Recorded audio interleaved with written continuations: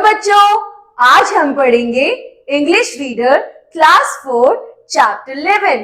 आज के चैप्टर का नाम है टू फ्रेंड्स। आज हम दो दोस्तों की कहानी पढ़ेंगे। Andrew and Peterson both were seriously ill and were admitted to St. Mark's Hospital. They were given beds adjacent to each other. Andrew had some severe lung infection and his bed was next to the room's only window. Peterson had an acute back problem and had to spend all the time lying flat on bed. अब जो Andrew और Peterson है वो दोनों बहुत ही ज्यादा बीमार हो गए थे और दोनों का जो बेड था वो बराबर बराबर था। अब एंड्रू को तो लंग इन्फेक्शन था और उसका जो बेड था जो पूरे रूम में एक लौती विंडो थी उसके बराबर में था।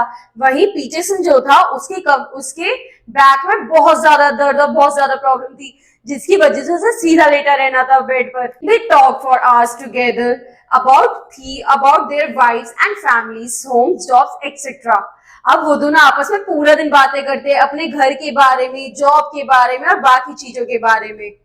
Andrew was allowed to sit for 1 hour in the afternoon to get fresh air. So every afternoon, Andrew sat up on bed and passed his time by depicting the view outside the window to Peterson. अब Andrew को 1 घंटा बैठना allowed था दिन में, तो वो Peterson को विंडो के बाहर की सुंदरता डिपिक्ट करता था उस 1 घंटे में कि विंडो के बाहर से क्या क्या दिख रहा है। Peterson loved the way Andrew described the world outside window. He could feel through his words the beauty and prosperity of the world that he could not see. अब जो पीटरसन था उसे बड़ा अच्छा लगता था एंड्रयू किस तरीके से बाहर की सुंदरता उसे दिखाता था और उसको किस तरीके से अपने शब्दों में बताता था। That 1 hour enlivened his life and every day he waited eagerly to know the happenings through the Andrew. अब उसे अपना वो 1 घंटा बड़ा अच्छा लगता था जिंदगी का और वो उससे बाहर के बारे में सब चीजें जानकर वो बड़ा खुश होता था। Andrew told him that there was a park with lush greenery ahead of a window that had a pond. He added, children played there while couples walked hand in hand. He told him about exquisite flowers, bright sun. अब Andrew उसे क्या बताता है? Andrew बताता है कि बाहर park है जहाँ लोग हाथ में हाथ लेके खड़े हुए हैं, वहां पे बच्चे जो है वो खेल रहे हैं, वहां पे बड़ी सुंदर सुंदर फ्लावर्स हैं और चमकता हुआ सूरज है। Days and weeks passed like this. Their talk about the world outside window became a daily habit. अब जैसे जैसे दिन निकलते गए उनकी बाहर की दुनिया के बारे में बात चलती रही। One morning the nurse arrived and found Andrew dead.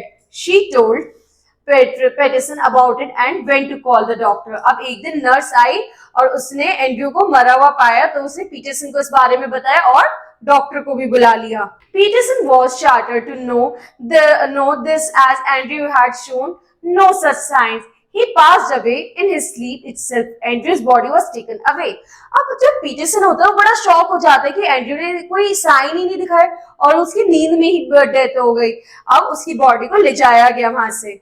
After a few days passed, Peterson requested the nurse to shift him to bed next to window. When nurse left the room, Peterson thought of looking outside window to get a real view.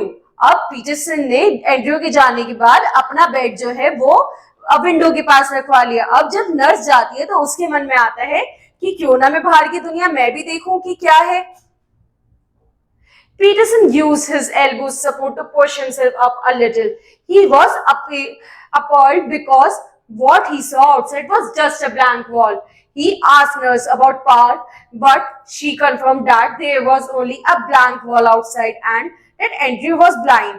अब वो जैसे ही अपनी elbow से कोशिश करके उठता है वो देखता है बाहर एक सफेद ब्लैंक वॉल है, दीवार है।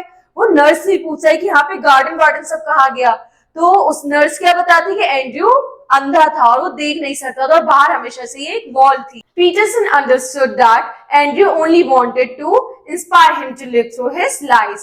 अब वो पीटरसन समझ गया था कि एंड्रयू सिर्फ उसे जीने की एक आशा देना चाहता था। ठीक है बच्चों, अगली क्लास में अगला चैप्टर पढ़ेंगे। Thank you.